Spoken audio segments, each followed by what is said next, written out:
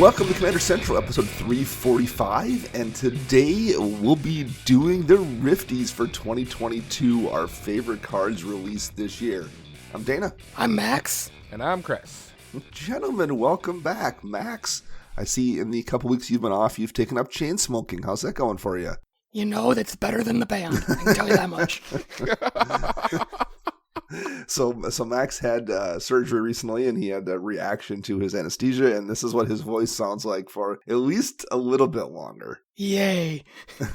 You know, as far as bad side effects of surgery goes, I suppose sounding like a chain smoker is not that bad of an outcome, I guess. No, Very fair. Very fair.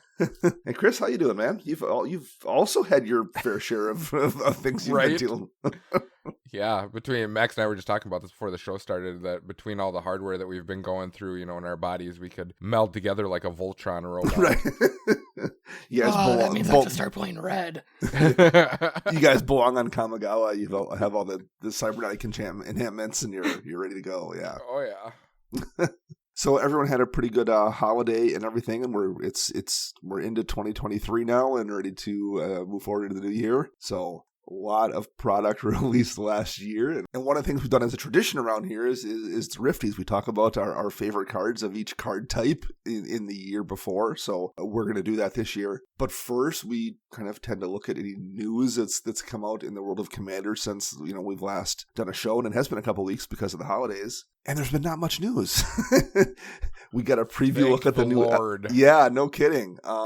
What a perfect time to have no news when we weren't around to really have to worry about it. So yeah, we got to look at the new Elvish Norn card from the upcoming All Will Be One Phyrexia set. But that's really been it. Otherwise, it's been actually fairly quiet, which has been really, really nice. Yeah, and I think that dropped even before the holidays, too. Yeah, it did. I just think we haven't recorded a show in time to talk about it. But yeah, absolutely. It's been a few weeks, and people were freaking out like they always do when a super powerful card gets released, and it'll wind up probably being not that big of a deal. It's definitely strong, but it's Elvish Norn. What do you expect? At the point now, with the amount of cards that are in right. the overall compass of Magic, it's a super powerful card. You can go back, 30 years or something like that and find a card that's like, oh, this just counters it right then and there. Yeah, pretty much. It's no secluded steep, I can tell you that. There we go, right. The greatest land ever printed. But that's been so long ago, probably listeners don't even remember us, you two riffing off on that card 4 or 5 years ago. We are getting, this show's been around a while. Episode 345, that's crazy. So, overall, before we talk about the individual cards here, what did you think when it all is said and done of 2022 in terms of Magic? Like, were you pretty happy with the stuff that was released and the amount of product? We joke about how there's too much. Was there too much? Were you happy with the stuff that was released? Chris, what are your kind of final thoughts about the whole year? Overall, I like the cards that were released. Like, I like the way that they're going with everything. Granted, yes, the power level did creep up quite a bit. Cards do seem more powerful than they did, like 5 years ago. Yeah. The only downside to everything is that there's so much product being released in a year that it's hard to keep up with it. And not even talking from a monetary value, just from knowing what cards are. I was actually discussing this with one of my former coworkers, Ben, at the store. And he's like, yeah, even I can't keep up with memorizing this stuff. And I was like, okay, thank God. It's not just me. How about you, Max? What are your kind of thoughts on 2022? I forgot Kamigawa was this year. Yeah, no what? Learned that doing my notes. I liked a lot of the supplemental products, like the Precon decks and the Warhammer stuff, but a lot of the main sets really didn't do much for me. But, that could change this year, so who knows what's going to happen. Yeah, I will second Chris's opinion that there was so much stuff that you don't remember what things do anymore. Like 3 or 4 years ago or something, any commander someone put on the field, I knew what it did. Maybe I don't remember if it was a 3/3 or a 3/4, or I couldn't remember the exact wording on this ability. Is that a enter the battlefield ability or a cast trigger, whatever. But I roughly knew this was a commander that did this thing, right? That's just not the case anymore. When you play Fizzlebump Mugwort from Commander Legends Baldur's Gate, I'm like, oh, okay. I mean, is that you could probably make up your own fake commander and print it out, and there's a decent chance I'd be like, oh, sure, that makes sense. I wouldn't know that wasn't a real card, and that's definitely a problem or a downside. On the other hand, I think back to particularly when we first were playing, and a set would come out that would have 5 new legends in it, and 3 of them were bad. So, and there's 4 sets a year too. You'd see 5 people in the shop playing that same commander with that brand new deck, many of which look the same then. Whereas nowadays, there's, you just don't see that.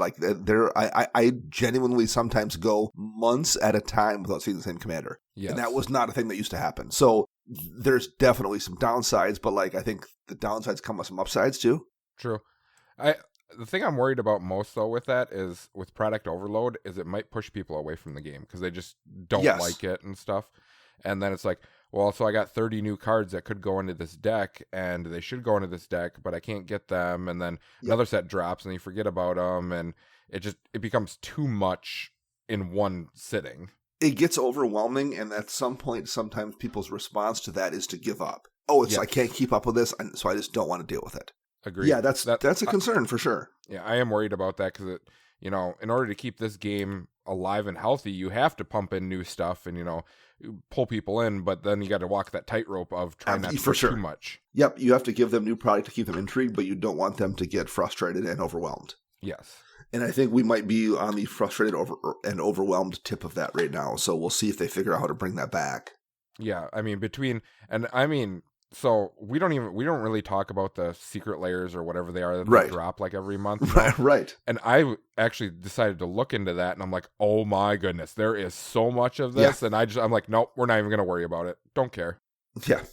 At least with secret layers, it's nothing new, but it does also cause a problem in its own way. Again, I said the same thing about the amount of product. There's upsides and downsides. Same thing with secret layers. Yeah, it puts more product out there and helps with prices and stuff, but it also creates this thing where someone plays a card and you don't instantly recognize what it is because of the art. You used to see this thing and you'd be like, you could just visually, oh, that's this thing. And whenever you're looking around the board and evaluating things, oh, yep, there's that. Oracle of Moldiah, right? I know what it looks like. Oh, I see it. It's there. I got to keep an eye on that. Nowadays, there's so many versions of cards, not only secret layers, but different borders and different art. And, the new Elesh Norn we just talked about, there's I think 9 different variants of Elesh Norn in that set between different border treatments and different art treatments and stuff. Yeah, I guess it's Elesh Norn, you know what it looks like kind of because the character is distinctive, but the point is it's much more difficult to keep track of that stuff, and that can also add to that overwhelming feeling when you're like, I can't keep track of what these cards are like I used to be able to.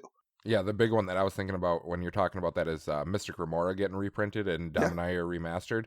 And I look at it, I'm like, it's not the fish anymore. What is going on? Well, when there was just the Legends and Chronicles version of Concordant Crossroads, we knew what it looked like. You didn't see it that much, but okay, I can pick that out. Well, we've gotten since then 2 different reprints this year of it, which we needed for price reasons. Don't get me wrong, but there's also a full a borderless version of that, and so now it becomes a card where what is that over? Oh, that's a Concordant Crossroads again. Just some of that stuff becomes there's. Like I said, upsides and downsides, and that's the downside of having all of those things printed. Yep. Have you guys noticed at all when you're playing that it actually slows the game down because of all the new cards? I think where you have to actually pay attention to them and read them, and it's like, oh, well, I knew what that card was, but you, like you're saying, you don't recognize the card itself. So yes, it does, and for all the joking I do about how much Mutate annoys me, literally Mutate is more than any mechanic has added time to games because I'm not exaggerating. Every other week we have to hit up a judge for some kind of weird Mutate ruling in the shop. It just comes up constantly. They have to go look it up too. And they're like, what in the world? Yeah, it just constantly adds time to games, and maybe it's worth it. Maybe if you love Mutate that much, that's maybe fine, but it does physically add time because there's a lot of complexity to that particular mechanic. So yeah, no, it's things. The world is changing in terms of Magic, and that's okay. Maybe that's for the good in a lot of ways. Maybe the good outweighs the bad. I'm not sure, but it's definitely different than it once was. Yes. Okay, let's jump into the Rifties here, gentlemen. Woohoo! And we throw up our nominations here for our favorite cards of each type, and then we'll take a vote from our listeners and do a show a couple weeks on the road with what everyone has picked from the nominees we each have here. We'll do lands first. Tends to be a relatively unexciting category, although the channel lands from Neon Dynasty sure shook things up this year because 3 or 4 of those are crazy powerful, if not all of them, kind of, because it's a land that comes into play and makes colored mana. Good purposes, that's for sure. So, Max, why don't you start us off with what your land pick from 2022 is? Can we go to Chris? Because I forgot lands. I mean, Chris, we'll start with you. What's your land pick for 2022? Basic Mountain. I said it's probably your pick every year. So of course I have, like, my pick is definitely the Channel Lands, like all 5 of them. Sure. You know, Beseiju is obviously the best of the 5 in my opinion, followed closely by I think it's Takamanuya or something like that, the black one. Yep. Those 2 are probably my 2 favorites, best of the 5. But, you know, since that's just like on everyone's radar, I'm gonna go to another one that was it's actually a close tie between this and Cycle of Lands. And I chose Plaza of Heroes over the Triome Cycle from New Capenna, just because Plaza of Heroes is much more versatile, and it can go in any deck. It serves multiple purposes, just works in general for whatever you need. I like Plaza of Heroes a lot. I have it in 2 decks, and it's done a good bit of work for me. I'm a fan of that card, so that's a good pick. Yeah, I mean, there are actually a lot of good lands that came out this year too, and like, for sure, I'm not even talking rare lands. Like, there's a few good, you know, uncommons and stuff like that I was like, this is actually really good. Yeah, I put a handful of Channel Lands in my decks. I dare say every one of my decks has at least 1 of them in it. Multiples have 2. Just like I said, no downside. They're really, really useful. There's multiple ways to get around effects with them. There's situations where, like, someone might well have, they have a counterspell in hand, and there's ways you can tutor up lands without anyone being able to stop you. Something like, say, Expedition Map. If there's an Expedition Map in play, you can get around that counterspell. Matter of fact, that's literally something I've done before, where I knew the person had a counterspell and I cast my X map, and they're like, yeah, you can do that, because it wasn't a thing they were worried about. And then I went and got Beseiju as a removal spell. They didn't want me to remove the thing, and then I can channel that, and you can't stop it short of a stifle. Yep. So, like, they are really strong in a bunch of different ways. The one I went with, though, in the channel, again, maybe because the Channel Lands are too obvious, I don't know. That's not a good reason. I was Demolition Field. That's not a bad one either. Comes into play untapped, taps for colorless mana, and you can spend 2 and sacrifice it. Destroy target non-basic land an opponent controls, and the land's controller searches their library for a basic land card and puts it into play, and you may do the same. Field of Ruin. It's a Field of Ruin, but I do believe that this one doesn't force the search like what doesn't force the search, and it doesn't ramp the other 2 players that are sitting there. Yep. So, which is, maybe your deck cares about forcing the search for people, and maybe it cares about, maybe you treat it like a group hug card, I don't know. But for me, Demolition Field's probably the 3rd best option out there for you for land destruction lands, behind Wasteland and Strip Mine, both of which are not cheap cards. Yep. So I'm a big fan of Demolition Field. I felt like, kind of, for the 3rd land destruction land, or even, 1st or 2nd if you don't want to spend money on Strip Mine or Wasteland, Texonic Edge and Ghost Court were fine, but I think this is probably better than both of those most of the time. So my pick's Demolition Field. I do wonder if they'd made that card to fix the Field of Ruin issue where it ramps everybody on the table. I wonder if that's the reason, because when I looked at the card, I'm like, this is literally just Field of Ruin, but it doesn't do this one thing. Yeah. And I was really confused by it, and I wonder if that's why they did it. Yeah, that's my guess here as well. So, Max, do we kill enough time for you? We're good. We're good. So my pick is Tomb Fortress. This came from one of the 40k decks. It taps for black, but then for 2 and 3 black, you can exile it, you mill 4 cards, and then you get to put a creature from your yard onto the battlefield. Super versatile in any mono black deck, but specifically in that 40k deck that it came in. It's just Ruck's House, in my opinion. Yeah, that one is really good. I do have it in one deck. It's basically a mono black version of one of the lands we got from Kaldheim, which is Port of Karfell. Does the same thing, but it's 3 blue, black to activate for the most part, and it comes into play tapped, taps for a blue. So it's basically the black version kind of Port of Karfell. Yeah, that's really, really useful. It can kind of sit there tapping for mana until you actually need it, and if you don't need it, there's not a lot of downside to it. But yeah, no, I like Tomb a lot. That's a good call. Okay, let's move over here. How about Instance?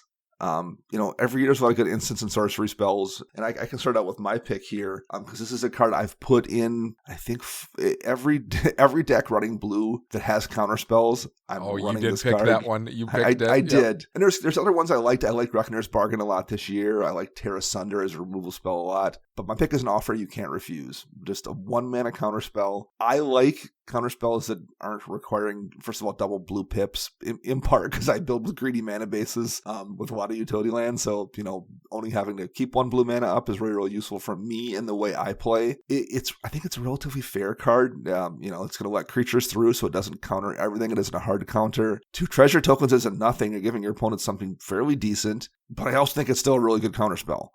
So maybe I'm a little bit biased because this plays very nicely in the way I play, where I don't love leaving a lot of mana up and I don't love having to keep up, multiple blue color mana. But it's in my opinion, maybe the best counterspell we've gotten since Swan Song or maybe Summer Denial or something. It's just a really, really good, at least in Commander. Obviously things like Force Negation are insanely good, but yes. In Fierce Guardianship, I guess, is as well. But yeah, this is just an insanely powerful card to have in Commander, and I'm definitely picking it as my instant of the year. Yeah, I definitely think it's really good too. It is literally Swan Song with a little bit of betterness to it because you can hit planeswalkers with it. I do believe Swan Song is only instant sorcery and enchantment, I think, something like that. Yep. So this is just non-creature spell in general. The only downside to it compared to Swan Song is you can deal with the 2/2 flyer a lot easier than you can with 2 treasure tokens. Absolutely. It gets a little scary for me, but I mean, for 1 mana, you cannot complain whatsoever. Yeah. How about you, Chris? What's your pick here? So I also had your wonderful, an offer you can't refuse card because I thought it was completely, wonderful card. But there are 2 other ones. There's Grand Crescendo. It's an X and double white instant that creates some tokens, but it also says the creatures you control gain indestructible till end of turn. Yeah. So for double white, you can just go, no, my stuff doesn't die. Really good card, but my pick is definitely by far called Lethal Scheme. It's a 4-mana instant in black, 2 in double black, and it has Convoke, so you can convoke it out, so you can just cast it for free. It reads, destroy target creature or planeswalker, then each creature that convoked Lethal Scheme connives. Right? I pronounced that right? Connives? Connives, yes. Connives, there we go. And then Connives, the new mechanic out of, I do believe it was New Capenna came out of. Yep. That said, draw a card, then discard a card, and if you discarded a non-land card, put a +1/+1 counter on that creature. So not only is it a buff per se, if you're not discarding land cards, but you're getting to draw while destroying a creature. I mean, a 3-for-1 is huge in my opinion. Quite honestly, this card is probably pretty good, even without the connive portion of it. Mm-hmm. Like double black mana to destroy a creature or planeswalker is pretty solid. It's 1 less than hero, particularly in like a token deck or something. You're okay. You have to tap 2 tokens, but you're saving 1 mana over a hero's downfall to destroy a creature or planeswalker. That's pretty good. I think that's probably playable. The fact that you get to filter 2 cards and maybe put counters on stuff in the process. Yeah, that's really good. Like the way I look at this card is like, okay, so you attack into me, I block, I'm letting one of your creatures through. I convoke these creatures that I blocked with, destroy your creatures going through. Now my creatures are bigger than yours that I'm blocking with, and now I kill your other creatures. I'm just like, ha. Yeah. Well, so 4 or 5 years ago, I wrote an article for EDH Rec talking about how strange it was that if you're playing black and blue, the best removal spells you had options to were, or creature removal spells, were blue, Rapid Hybridization, Pondify, and Reality Shift. Because like black, despite being the color of removal, it had a bunch of mediocre removal spells, or maybe go for the throat or Hero's Downfall or something. Dismember, I guess. There was some that were good, but in Commander they weren't as good as maybe they were when they were in Standard. Yes. It just felt like Commander Black wasn't nearly as good as it should have been. Since then, though, we've got a ton of really good Black targeted removal stuff like Lethal Schemes. Like, all of a sudden, Black has cards that you would consider in a way you weren't maybe considering them for creature removal like 4 or 5 years ago. And Lethal Schemes is definitely one of those. Yeah, good pick. Max, what do you have for us here? My favorite instant is Boon of Boseiju. This was from Neon Dynasty. It's 1 and a green, and target creature gets +X/+X until end of turn, where X is the greatest mana value of permanents you control, and you also untap the creature. The decks I run this in, things are getting +5 to +7, just on the commander alone. It's a great card, and it can pretty much one-shot someone at the right circumstance. That You know what? I've seen this and thought about it, but I've never really. That's a really good card. The untap it thing is really, really good. I never think about combat tricks in Commander. Like other formats, I think about them all the time. In Commander, I don't really think about those types of combat tricks. No, that's really, really solid. Man, do I want to consider this for my Jamoka deck? Yeah, no, that's real good. I would dare say Kamigawa Neon Dynasty was probably the strongest set of the year. At least looking back through like my spreadsheet of cards I added to decks, there was more cards I added from Neon Dynasty than any other set, and probably by a good margin. I think between that and New Capenna, with New Capenna being like the tri-colored cards, that really added to that aspect of the game. Those two sets back to back were just amazing. And it wasn't all just really good mythics and rares either. There was a lot of stuff like Bloom of Seiju and On Offer You Can't Refuse, and that were uncommons and commons even in some aspects that were really, really good. Well, even just you think about Kamigawa in general and how they brought the vehicles in and made vehicles an actual playable aspect of the game. Yeah, for sure. Well, Max, we'll throw back to you for sorceries here. What's your pick for sorcery of the year? My sorcery of the year is Chaotic Transformation. I haven't heard of some of these cards. Where are you finding all these? That's what we were talking about, yeah. This is a 6-mana sorcery in red, and it says, exile up to 1 target artifact, 1 target creature, 1 target enchantment, 1 target planeswalker, and or 1 target land. Each permanent that's exiled, you reveal from the top until you get that card type, and then you shuffle the rest. This is like Chaos Warp on steroids. But I really like that the exile is permanent, and it's not a shuffle in, so you don't have to worry about seeing what you're getting rid of again. And it's it's up to as well. So like if there's something you don't want to pick, you don't have to pick it. So here's a question for you. I don't know how the ruling is for this, and someone's going to yell at me like, you should know this. But say I get rid of a planeswalker, and they flip their entire deck, and there's no planeswalker in it. Do they just keep flipping? Is it like an endless cycle? I would assume not. Because it says until they reveal a card that shares a card type with it. So I don't know how that works. Like I would assume that it should stop, but I don't know. Yeah, I would guess it does too. But yeah, that's kind of funny. You just loop forever. See, you never get to leave the shop. No, and it's also not limited to opponents. So like if you're a situation where I want to get rid of that person's artifact and that enchantment, but there's no creatures that are super scary, so I'm going to hit this one crappy creature of mine, and odds are, I'm going to get something better than this Beast Within token that's sitting here.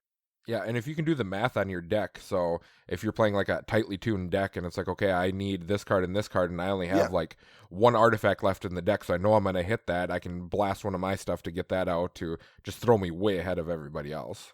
Do you have this in any decks, Max, or have you seen it cast or had it cast against you to good effect? I have not seen it cast. I just think it's a really cool card. All right, that's fair. Chris, how about you? What do you have for sorceries here? Well, I have a feeling you're going to pick one of the 2 of mine that I have, so I'm going to pick the other one.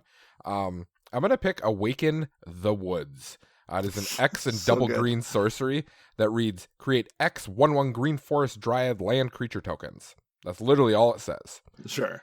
So the way I look at this card is, hey, guess what? I'm already in a color that ramps. Why not just ramp a bazillion more cards and just go to town on the next turn? Like, just show your hand and be like, you do something now or you guys are all dead this next turn. Ramp a bazillion more cards and probably kill somebody with them. Yes. And can you imagine this in, like, a landfall triggers deck? I'm just like, yeah, it's disgusting. It's just it's a win condition in so many different decks. And this was one of the ones I was looking at pretty closely as well. And it's only X and double green. Like, I was looking at that, I'm like, wait, what? Yeah, card is insane and already it's somewhat expensive. I think it's gone up because it's seeing so many people. It's got seen enough play. So yeah, I wouldn't be surprised if it's being seen play in like your standard or pioneer or something like that too. I suppose you're not around the shop that much. You're not really paying attention to that. Kind of stuff. Not really. Yeah. Yeah, I think it's a $20-ish card last I checked. Yep, it still is. Is that, yeah. I mean, it's a mythic too, so I mean, that kind of usually bumps up the price when it's a good mythic. So yeah. Well, so first of all, let me recognize the fact that some of our, even among individual people, our election criteria for cards here aren't necessarily consistent. We talked about like, I don't want to pick one of the really obvious channel lands, despite them all being really good. And I did the same thing. But here I am. I'm going to pick a really obvious sorcery. So I don't know, whatever. maybe we're not consistent, but I'm going with Farewell. Yep, that was the other one that I had. I was like, I had it that's on my the one list that you too. would pick. Yeah, I mean, it is obvious, but I'm picking it anyway. Choose one or more. Exile all artifacts, creatures, enchantments, and graveyards. And I would say the reason that this pops up for me, and I do have it in one deck, and you could probably run it in every single white deck that's white and have it be a reasonable pick. It's that good of a board wipe. I've just seen it a ton. So like, not only is it really, really good, other people, everyone else seems to think it's really, really good too. It just sees a lot of play, and I've had to counter it multiple times to keep from just getting blown out too. It's just clearly a super impactful card, and it was one I kind of had to go with. The other one I considered besides Waking the Woods was Candlekeep Inspiration, which is the blue sorcery that makes all your creatures' base power and toughness equal to the amount of instants and sorceries in your graveyard or in exile. And that's a card I've blown people out with in my Tauren deck before, and I've seen it used to good effect in other decks as well. So really, this one that jumps out as me also. But yeah, Awaken the Woods is a great pick. Farewell is a great pick. There are plenty of cards that we will be seeing from years to come. Yeah, and I like Max throwing us a curveball here as well with a little bit of chaos. A chaos card causing a little bit of chaos. I like that pick. Like literally Farewell, I don't think it would be such a good card if they changed one line of text that said exile and they changed it to destroy. Because literally if that changed right there, that card wouldn't be good at all. But the fact that you can pick all of the modes and they're all exile modes it's just like seems like that's ridiculous. So Max, let's go back to you for artifacts here. What do you have for artifact pick for us? My artifact is just a fun commander card called Bootlegger's Stash. 5 and a green. Lands you control have tap, make treasure. Yeah, that's because that's what green needed was treasure production. I want to know. It's like it's one of those memes where you see like the conference room and everyone's like putting out ideas, and then the one guy puts out the idea, and then the guy they throw him out the window. That's literally what it reminds me of when that card came out. I'm like, who let that one slide? Let's give green treasure production. Yeah, right. Oh, so dumb. I mean, it's dumb, and I run it in my old Gnawbones deck, and it's almost, I use it more like, at end of turn, I have mana up, so let's make some treasures. I'm not budgeting my mana, and I don't have ways to untap it. Like, this was like a Candelabra, would be amazing. And it is 6 mana, so like you probably have to use a significant amount of your lands to even play it in the first place. So people have, you'll play it and maybe you'll have 2 or 3 lands free and you can tap a couple of them and make a few treasures. But you spent 6 mana to do that. And if people then respond and blow it up, it's, have you gotten that much value? Probably not. It has to sit out untouched for probably multiple turns to get enough value to actually be a problem. So it's also like not, I don't think, a crazy busted card necessarily. No, everyone was like super high on it, but I haven't really heard about anyone like ranting and raving that it's like the best card ever. The place where I run it and have had the best luck with it is in my Jaheira Agent of the Iron Throne deck, and that's because the way Jaheira works, you can tap creatures or tap your tokens to make them basically like Llanowar elves. Yep. And it's a deck that's entirely running stuff that makes Eldrazi spawns and scions. So I make all these spawns and scion tokens that I can tap to or sacrifice to make the mana for Bootlegger's Stash, so I can play it without having to tap any of my lands. And then I can use all the lands to make, which is not something most decks can do. So I can cast it oftentimes without having to use any of my lands, and then use all of the lands to make all the treasure tokens. Yeah. And because Agent of the Iron Throne is in the command zone and is part of the deck too, Agent of the Iron Throne triggers and deals damage when artifacts are sacrificed as well as creatures. So then I use all the tokens mostly just for damage mechanisms, right? So like I'll tap a bunch of those Eldrazi spawns and scions to play Bootlegger Stash, sacrifice a bunch of them to do damage, and then sacrifice all those treasure tokens as well to deal damage. So it's basically a kill spell in that deck. Yep, definitely going to have to build a Yearlock deck. The way I've been watching people play with their mana and not pay attention to this, I need a mana burn deck of some sort. There you go. We actually have one. Our friend Justin in the shop has built a Yearlock deck. It's actually really fun to play against. Okay. Yeah, it's super fun to play against. So, all right. Yeah, Bootlegger Stash. That's a good pick. Chris, what do you have here? I have 2 of them. I'm not sure if you picked either of these. So I'm going to just kind of, let's see, eeny, meeny, miny, mo. We'll go with this one. So I am going to choose Urza's Silex. 3 mana legendary artifact that has 2 and double white. Exile Urza's Silex. Each player chooses 6 lands they control. Destroy all other permanents. Activate only as a sorcery. So kind of limited as to what you can do. Sure. Yes, it could set you back. Like I know people are not a fan of land destruction per se, but it's hitting you as well, but you're not actually like destroying lands. Well, I take that back. You are destroying lands, but not the way that everyone else thinks of it as a bad thing. Right. The cool thing, though, is when Urza Silex is put into exile from the battlefield, you may pay 2 generic. If you do, search your library for a planeswalker card, reveal it, and put it into your hand. So you're getting double value out of it. I like this card overall. It just seems like a fun commander card. Like it was built for commander purposes. Like I can't foresee this in other formats being as good as it is in the commander format. Yeah, it's a really good card. It doesn't feel like it's like breaking anything else. Yeah, no, I am with you. That's a really solid one, and it was one of the ones on my kind of short list here. Was it? I was considering, when we got to that point. Yep. This was a little bit trickier for me trying to find an artifact, and the one I kept coming to is the one that I just that whenever I've played it myself, because I consider Bootlegger Stash, but like I felt like, well, I've seen it not be super impactful, and despite the fact that it's crazy good in my deck, that seems really corner case. Yes. So I was just thinking of the one that like felt the most universally powerful whenever I've played or seen it played, and that would be the Reality Chip. Oh, I didn't even think about that. I forgot that was an artifact. Yeah. Yeah, it's a artifact, creature, equipment, jellyfish, I guess, technically. So yeah, this could have been a creature pick as well, but you may look at the top card of your library at any time, and as long as the Reality Chip is attached to a creature, you may play lands and cast spells from the top of your library. So number one, like Future Sight's a crazy strong card just in general. Well, this, you don't have to let people see what the card is. You're just looking at it. Yep. And you can play lands off the top, which Future Sight doesn't let you do either. Same thing with Mystic Forge. Mystic Forge is a fantastic card. Reality Chip's better than both of those most of the time if you have it attached to something. Maybe someone blows up a creature and it doesn't get attached. You have to spend 3 mana to reattach it or whatever. But in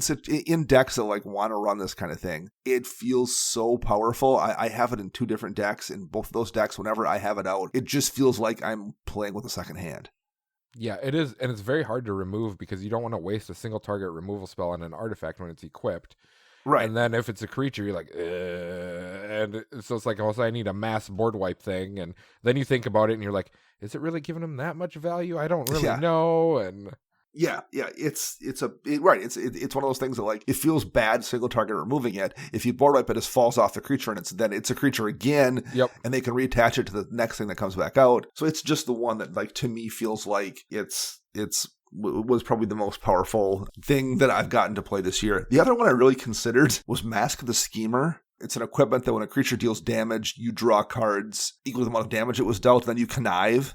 I shouldn't say you draw cards. You connive equal amount of damage you dealt. I've seen that do ridiculous things, and in the deck where I run it, it's almost decked me before, which is funny too. So like I like cards that like make for a good story. It's one of my favorite things, and I'll mention that when we get to my pick for best creature. I just like things that make for good stories, and I've had multiple times where Mask of the Schemer has made for a funny story. So I was considering that one as well. But Reality Chip just seems like the generally most powerful of most of the ones I've seen. So that was my pick.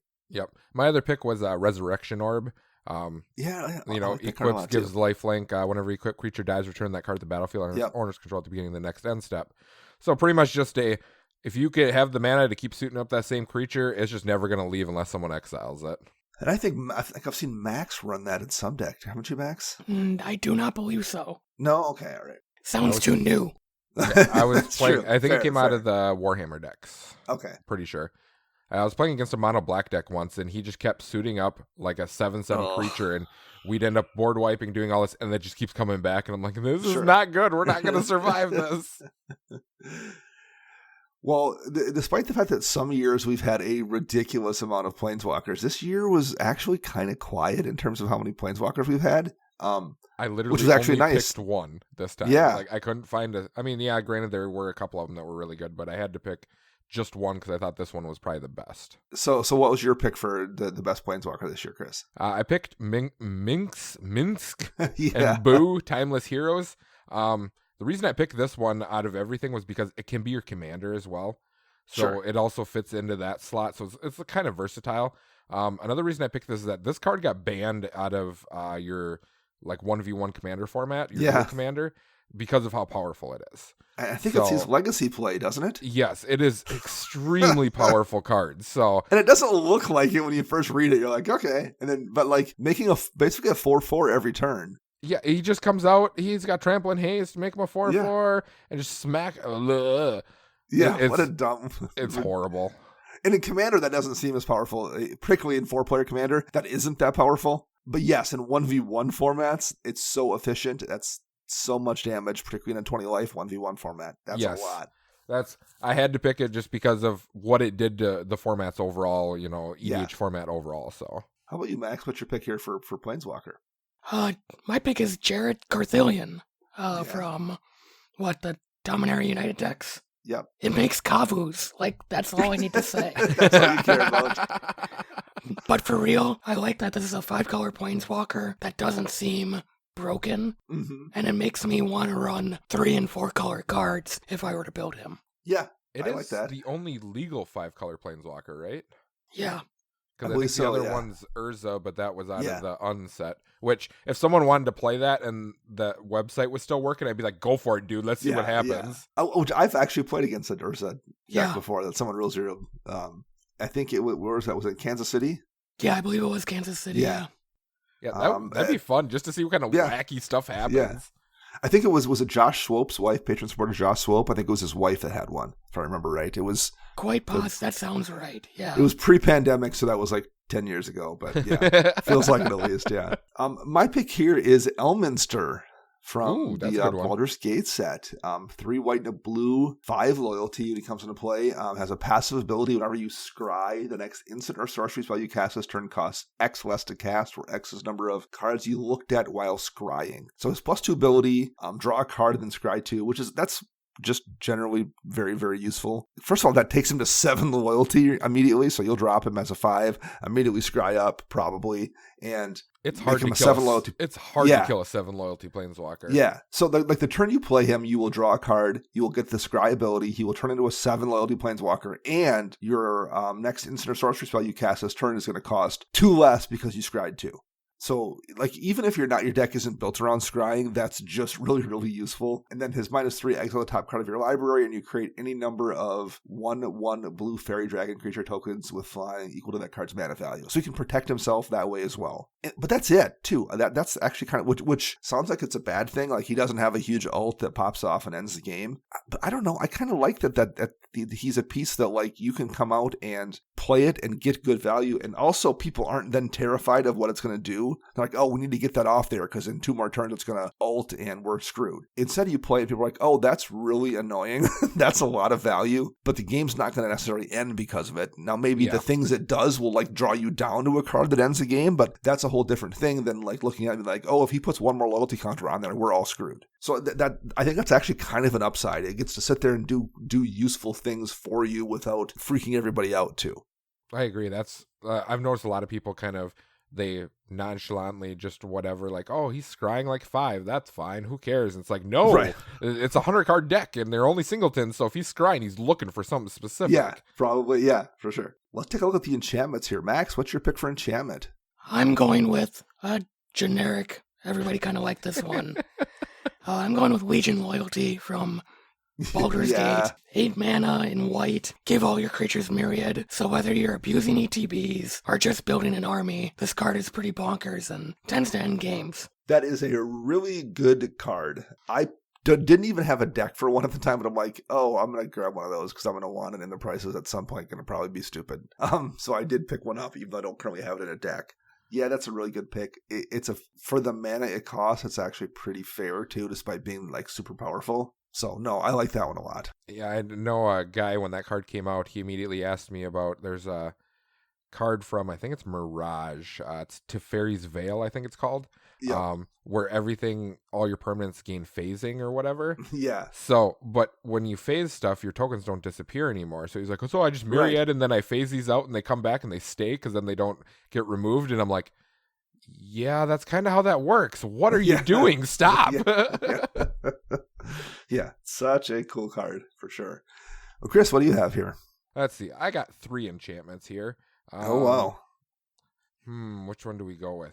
Do we go with the Angry Goblin? Do we go with the Drummer Raccoons? Or do we go with the... I don't know what I can name this one. Looks like a bunch of pirates over a map. I feel like you're poorly describing Pixar movies here. Right, yeah, no kidding. I'm just describing the arts of the cards.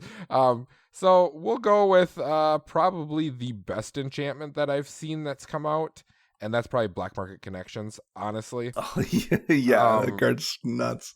So you get like 4 modes for it. You can draw cards, you can create treasure tokens, you can create what is that? A token creature. Shapeshifters. Yep. And you can do all 3 of these modes if you wanted to. Yes. So, I mean, that's what's amazing with it. Yeah, it costs you a lot of life, but, I mean, just a nonchalant card that sits there and just triggers, you don't have to put anything into it once it comes out is amazing. Yeah, that card is super good. There was a lot of good enchantments this year. I was kind of torn. I thought about just going with like backgrounds in general as a mechanic. I think backgrounds, first of all, is just a fantastic mechanic.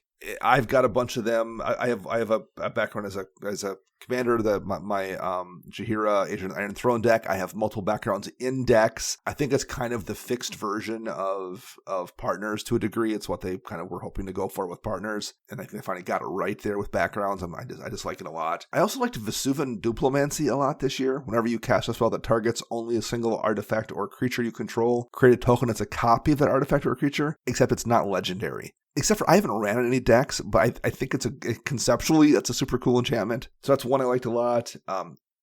And Black Market Connections is a ridiculous card. It's very hard to find too. That's the worst part. Yes. I think the one I'm going to go with is because it's the one that I probably have seen the most, and again it always gets good reactions. Is Protection Racket. 2 and a black at the beginning of your upkeep. Repeat the following process for each opponent in turn order. Yep. Reveal the top card of your library, and that player may play life equal to that card's mana value. And if they do, exile that card. Otherwise, put it into your hand. So if you're playing in like a super competitive, CEDH-esque meta or close to that, this is a terrible card because your CMC in your deck is just so low. I'll pay 1 to get rid of that card. Yeah, I'll pay 0 to get rid of that card. Exactly. Yeah, no one's going to do anything. But if you're playing in kind of a battle cruiser meta-ish where you've got, plenty of 3s and 4 drops, and hey, if this is an 8 drop or a 9 drop, you have a couple of those in your decks too. Just stupid things happen with this card. And the fact that it triggers 3 times a turn, and I've absolutely seen situations where this like gets played and someone gets their first go at it and it's like, hey, you want to pay 6 for that? And they're like, ugh, sure. And the next person's like, you flip it up and they're like, hey, you want to pay 5? And they're like, no, I'm not. You just took 6. I'm not paying 5. And the next one's like 5 again or 6 again or something. And yeah, there's times where you get burned too, but there's also times where you're like, I don't want to land, and 3 lands turn up.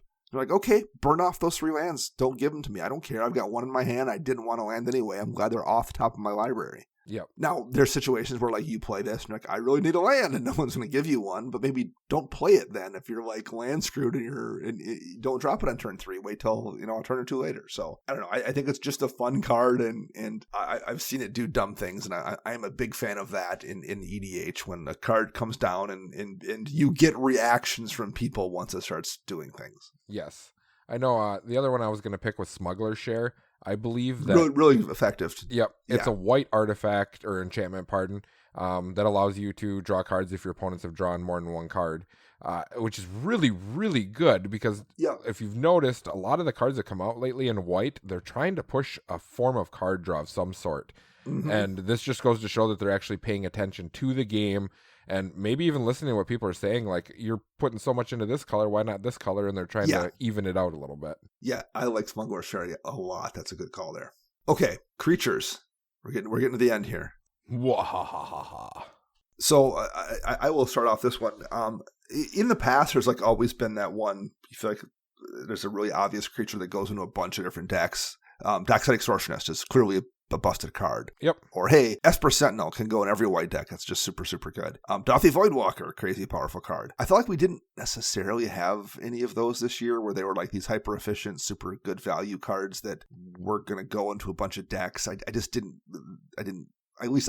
really have one that jumped out at me. Yeah, I kind of agree with you on that. There wasn't the super, super powerful ones that were like no brainers. It was more of in certain niche decks, they're really good. Yeah. Like I saw a few different copies of like Professional Facebreaker doing pretty good things, stuff like that. But so the reason I wanted to go first here, because I was just talking about cards that like generate a reaction or generate a good story. I don't think I've seen a creature that's generated more people laughing in a pod at the dumb thing that you just did than Astral Dragon.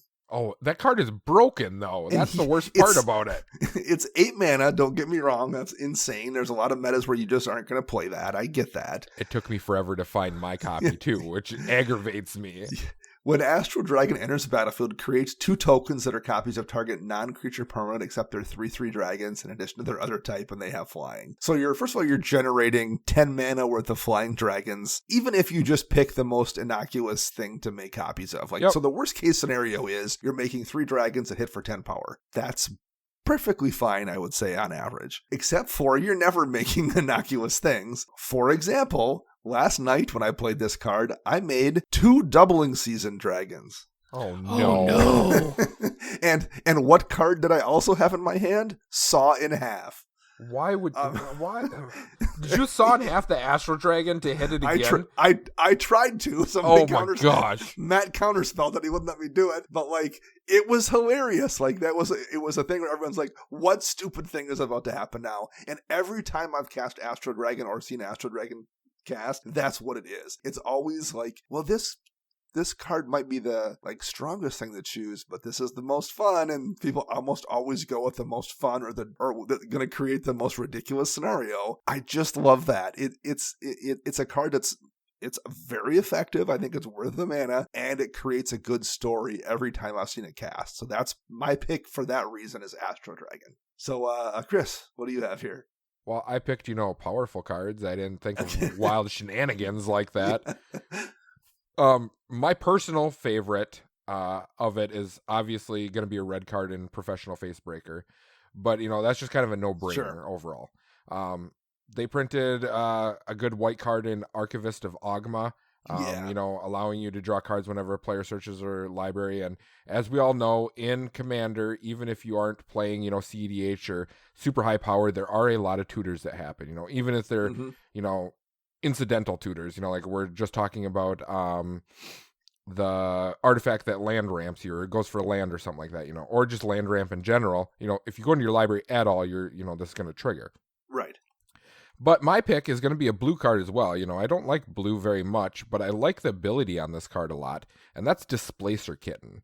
It's a 2/2 for 4 that has avoidance, and whenever you cast a non-creature spell, exile up to 1 target non-land permanent you control, then return that card to the battlefield under its owner's control.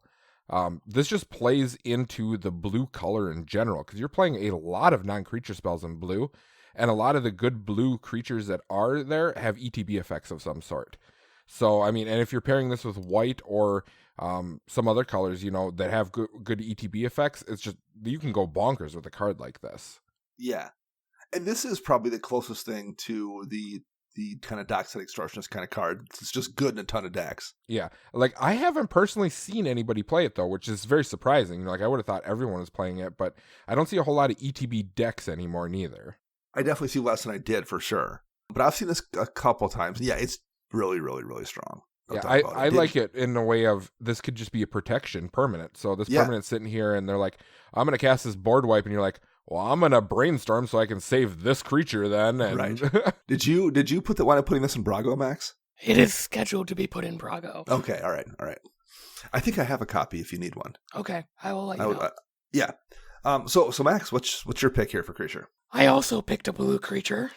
I picked this because every time it's played against me, I see it kill a player. Okay. Oh boy. And my pick is Cyberdrive Awakener. Oh, such a good card. This is a 6 mana artifact creature. It's a 4/4. It flies. Other artifact creatures you control fly, but when it enters the battlefield until end of turn, each non-creature artifact you have becomes an artifact creature with 4/4 power and toughness. I have been murdered by an army of treasure tokens. I've been murdered by soul rings. This card is bonkers, and I wish I had a deck I could play it in. Do you play this in your Vela deck, Dana?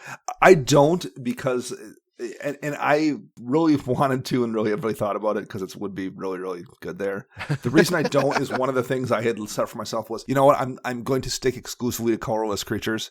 Just number one, because the way Vela's ability works, keeps stuff from being blocked if it's colorless, or makes it really tough to. Yep.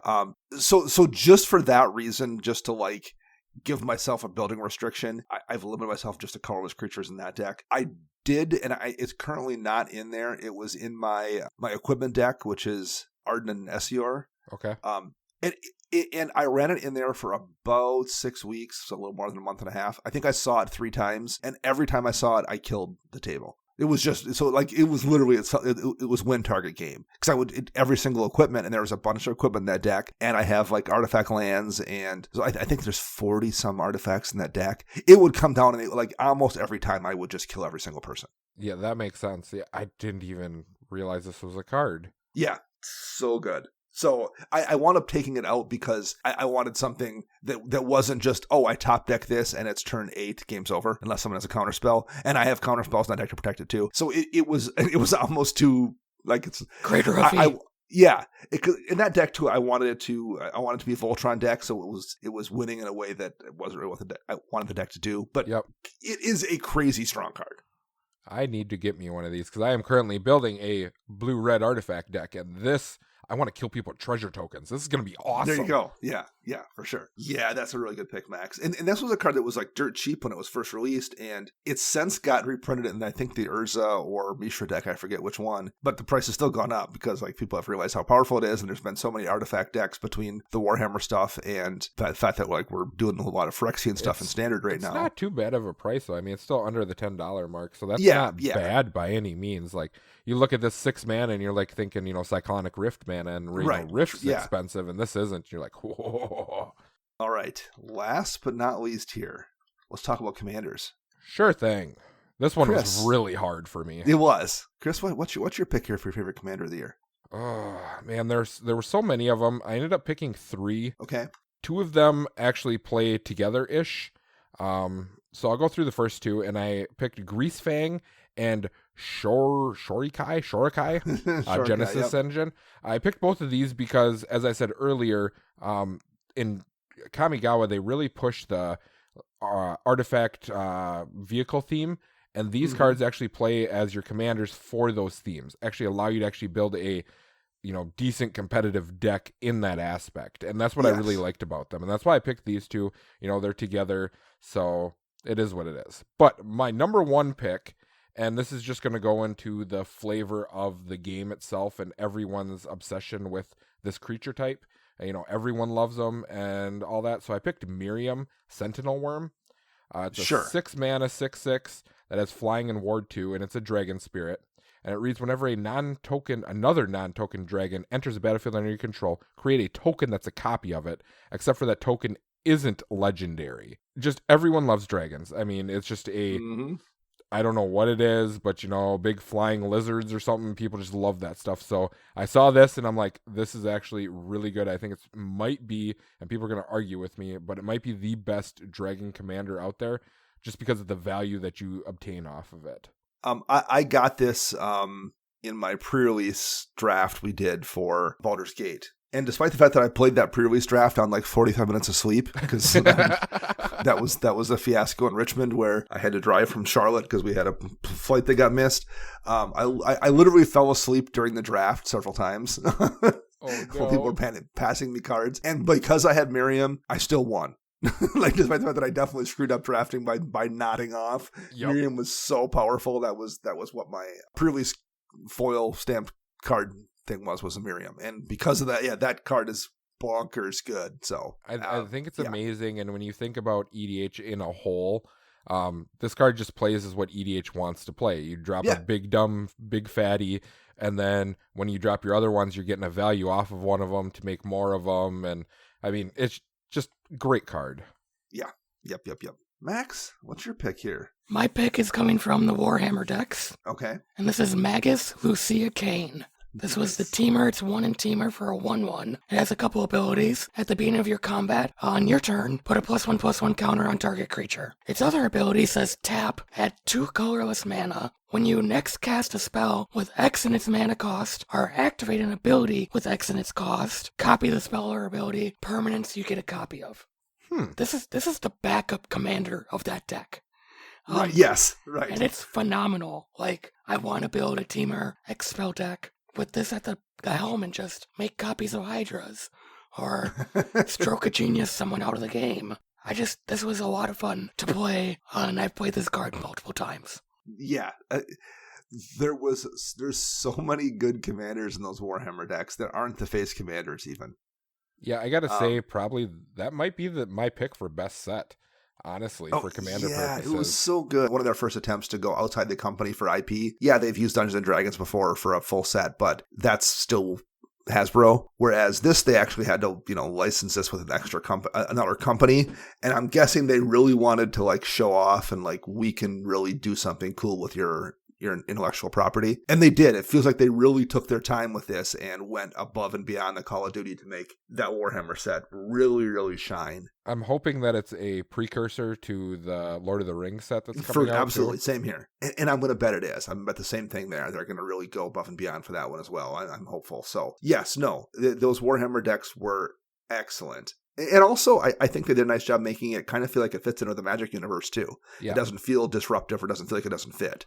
And it's balanced. That was the thing, too, I noticed with it is, like, you're expecting, if they're going to put all this effort in, there's going to be some broken, like Black Lotus crap or something like that that comes flying out of there. And there wasn't anything like that. It was like, this is actually fair and balanced. I mean, a couple cards are extremely powerful and everything, but it's perfect for what I wanted. It's easy to print a Fierce Guardianship and make it powerful. It's easy to make super strong cards that are like busted, right? Yep. It's much more difficult to make cards that like feel powerful but aren't busted. Yes. And everyone was excited about it. Like I've seen so many people trying to build random stuff, like the one commander that allows you, when you ping something, it deals 3 damage instead. And I've seen so many people are like, oh, this card's awesome, I'm going to build this and this. And it's going to be like I'm sniping things out. And I'm like, you go for it, bud. Have fun with that. Miriam was one of the ones I was considering. I looked through all the Warhammer ones, and there was so many I liked. Nothing really jumped out at me. I considered Prosper as well, but he's kind of generic value a little bit. So what I wound up picking here was Giada, Font of Hope from Streets of New Capenna. And here's the reason for that. First of all, people have wanted a good mono white angel commander forever, and Lyra Dawnbringer's very good, but also doesn't feel like it interacts that powerfully with necessarily the rest of your angels. Yep. One of the problem angels have is they all tend to be kind of high CMC. Lyra is as well. So 5 or more usually. Yeah. So you're just ramping on your first couple turns and you're not accomplishing much. Giada solves a bunch of those problems. She comes down early to being 2 mana, creates mana that can be used to speed up how fast you cast those angel spells, buffs those angel spells, because each angel you control enters the battlefield with an additional +1 counter on it for each other angel you already control. It just does a lot of things that people who have wanted to build mono white angels have wanted from a commander. I feel like it fills that niche. And again, it does it without feeling like it's busted. Yeah, it's a strong card that doesn't feel like it's cheating. Yeah, it fits the theme of what I was looking at too. Angels are the other, big tribe that everyone loved. So it's like, the way that I see it is, it's like angels, dragons, elves, and slivers and goblins right about in there, like your main tribes that everyone's in love with, and they're just giving them commanders that are perfect but don't break the game at the same time. Yes. And another thing, and I don't want this to be negative if this is what you love, but one of the problems with the most popular mono white commanders in recent years is they tended to be ones that had a really clear kind of combo win. Oswald Fiddlebender or Teshar or God Eternal Oketra, where there was this one thing, you play this mono white commander and you wanted to hit this one combo piece to win the game. And that's nothing absolutely wrong with that at all. But I feel like there's only a specific person that wants to do that. And I feel like people who wanted to build a mono white, more casual deck that let them do their thing versus just build around whatever combo it is, there wasn't a lot of things that were interesting for people outside of really powerful combo commanders. This gave people that played more casually a way to build a mono white deck that didn't feel like it was just centralized around finding this one strong combo too. It's a strong card that isn't just a strong combo commander. So I liked that about it as well. Yeah. It's a commander that can actually be played where you don't have to dig deep into the pool of magic for support cards for it. It's just like, this card just supports the theme I want to play already. Yes, indeed. Hey, that is Rifties 2022. What we'll do is we'll put a poll out there for listeners who are in our Slack, and we'll get some votes and we'll come back and see what everyone else thinks about these cards here in a couple weeks and do a show and talk about those. So I guarantee it's going to be cards I have no clue what they are. Just like what probably Max, everyone that Max said, I'm like sitting here on Scryfall going, "What is this card?" Typing it in. Yeah, absolutely. So hey, and thanks for everybody for listening last year and for being patient. We've all had some personal life stuff here at the end of the year, so we went like 4 years I think without missing a show, and we've had a few every other week things going on the last couple months. We've missed I think 4 shows in a way that we haven't in the past. So thanks for everyone for being patient with us as we got through the end of the year that was a little bit tricky, and that's it. Thanks for listening, and we had a great 2022, and we appreciate all the support from everybody out there. That is going to wrap this show up. We'll be back next week. I'm Dana. You can find me on Twitter at Dana Roach. You can find Max at CMDRCentral_Max, and you can find Chris at YSquishy1. The show is edited by Rafael Garcia, and you can find them on Twitter at Ursa Bearwalker, and the podcast theme is Retro Future Dirty by Kevin MacLeod, licensed via Creative Commons. We'll be back next week with a new show. Until then, I'm Dana. I'm Max. And I'm Chris.